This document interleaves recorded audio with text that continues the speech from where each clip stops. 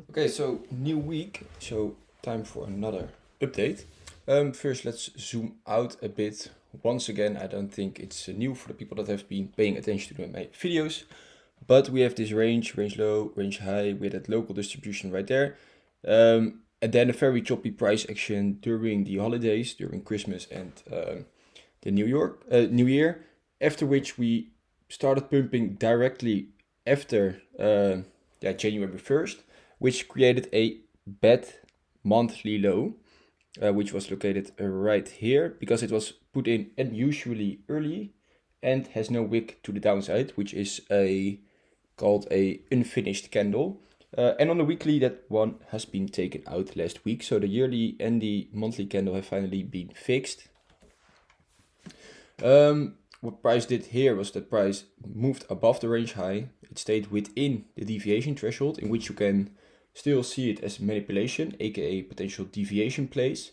And as soon as price went below the range high, back in the range and accepted in the value area, right there. Then I have to put it on not extended. Then right here, price came under the value area high, retested it and sold off further directly into the value area low, where a lot of liquidity has been taken right now. I have shared multiple times the comparison with the fractal of 2022. Let's see if I have it still on the chart. Yes, right here. And we can't ignore the similarities with how price has been moving. There we also had a naked low, range high right there. A lot of sell side liquidity created. Price made a move above the range high within the deviation threshold, which was located right there. Price came back in the range, also under the value area high. So that means that you have acceptance back in your range, and you usually get rotations back to your value area low at least, and often to the opposite side of the range, which is the range low. What price did here is a perfect replica of what we currently see, where you basically have a clean range, move above the range high, acceptance in your value area, and then the rotation back to the lower parts of the range. So yeah, pretty clean price action. And right now price has been, if we zoom in some more, has been traveling since taking out that range high and accepting back in the range. We have seen continued downside, where price last week formed a range. And then let's delete it. Like the first range, which you could have drawn, was you obviously had a very aggressive move down, then a little consolidation here, and then further sell off. But right here you had like a low bounce, and here you can see that you start your sideways price action instead of your instead of your trending price action. So here you could have drawn your range if you're trending down, which we obviously were here. You can draw your range from low to high. So basically this was your starting range. Put on the deviation threshold, in which you have your tab 1 at the lows, tab 1 at the highs, and then you can look for deviations. And what you see is that price traveled up, came back to the mid-range, in which your valid in your range is valid, and then price swept the high, came back in the range rotation. This deviation was also in the deviation threshold. So a deviation, acceptance back in your range, rotation back down. What did price do? Exactly the same, but in the opposite way, where price swept the range low, stayed within the deviation threshold, and moved back in. So at that point, you can extend your range to the new deviation points, where you get this. And then at that point, this is your new range, where you can look for moves above your range or below your range, because everything within is like internal price action, which is often, you want really clean triggers to take a trade there. Otherwise, there's a big chance you get chopped up with noisy price action. And that's also what we saw last week, because after we entered the range on Tuesday, here you had some volatile price action, but basically since here, very tight, slow, boring price action, which for a lot of people caused a lot of losses if you did not had the patience to wait for a good setup. And then by Friday, what did happen? Price came to the mid-range and then made another push up.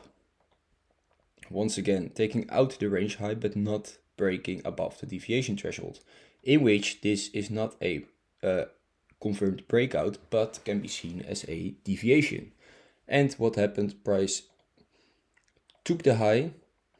There was not really any good structure to confirm like a bearish break structure, because if we go to the 10, yeah, on the 10 you had it, so you had like low, high, higher low, higher high, higher low, higher high. So here you broke back in your range, bearish buzz, but at this time I wasn't paying attention anymore, so I missed this short. You could have actually tried to play the this deviation again for once again another range rotation back to the range low for 2R, but yeah, personally I would have liked to see this supply get mitigated, then get a new breaker structure, and then you can use a much tighter stop, either this or cover that high, and then you get a much better risk to reward. So that would have been a short for me, but we never got that. And then here we can see that price has been here basically, because we moved back in the range, you can extend your range to that new high. And then during the weekend, price has seen a very slow sell-off with lower highs, still price saw acceleration right there. And then finally price took out the range low, which we have been waiting for since last week basically. But interesting thing to see is that if we zoom out, I have been talking about this liquidity trail, which was also visible right here on the heat maps, where you could see that bright colored things, which shows that there's a lot of liquidity resting. And right now we can see that during Sunday price tapped into it. There is some located a little below, but most of the liquidity has been taken, so that's interesting to see. And that nicely correlates with this liquidity trail, with all these stacked lows, which very, very often get taken out because this is bad liquidity. And we can see that if we take the low of that liquidity trail, that during Sunday price took it out and has been seeing a relief bounce. And they, once again, you could have traded this range, because what did price do?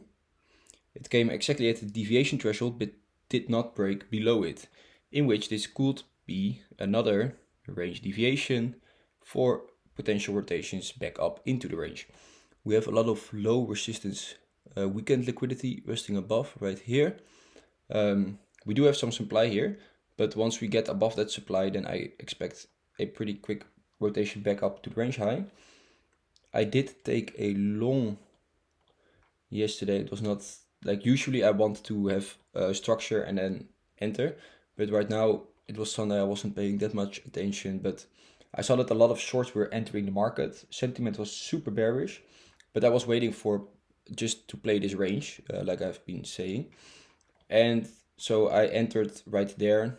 I knew we are at the deviation threshold, so either we bottom around here and can look for range rotations, or we break below the range, and then I'm looking for back test and continuation shorts. So I took a entry here, wide stop loss. So currently in this trade, nothing special. What I like more, but I wasn't behind the chart as said, is that you have structure on your hand, and that is what we later got. So here you had this 5-minute structure pull, making a low. So basically here we broke 5 minutes back to bullish breaker structure, and then here you had another break from the low up. So basically you have low, breaking it, not a very convincing break, but here you come back into demand, test this little demand zone, break your structure back to bullish, and then here you basically have a range mitigation. If we pull this as your range, then you can see that price perfectly came back to retest that range and then push up further. So that was another entry you could have taken. Let's see, where if you waited for that break or for this mitigation, let's say we do it in the middle, you enter there. Then you could say your stop loss is there. And then you had a better entry with a better stop loss. But right now I'm just gonna let it run. Let's see if we can hold this low. I think we can, because quite a lot of shorts have entered here. And yeah, just it's similar as we did last Friday, where price took out the highs, the range rotation back to the lows. Right now I potentially see the same, where we deviated the lows, maybe backtest this demand here, flip it back to structure, and I will look to compound the long for just a rotation back into the range. However, we cannot forget that the bigger picture is still pretty much bearish. Also, the hourly structure, if we look at the hour structure, is low, lower high, lower low, lower high, lower low. So yeah, bearish. The hourly is bearish into proof and otherwise, and it's only bullish if we flip above here, invalidate this supply, and then I think we can move to the local range high, which is also the 4-hour structure, if I'm not mistaken. Yeah, it's also the 4-hour structure. So for now I'm in this scalp long because I think we can see some relief. But yeah, basically it's fighting the trend, because this is the hourly trend, so we could also just continue lower here. In which, if we got triggers, I will also be looking for shorts right there. And then this could potentially turn into a model 1 with 1, 2. We have some good looking demand right here. So in case that happens, so maybe we already nuke lower from here, or we first test supply, and if we then break structure, come back here, then this is where I will be looking for new longs for a 1, 2, 3 model 1 accumulation. Because we have some, what is it? I think it's 2-hour.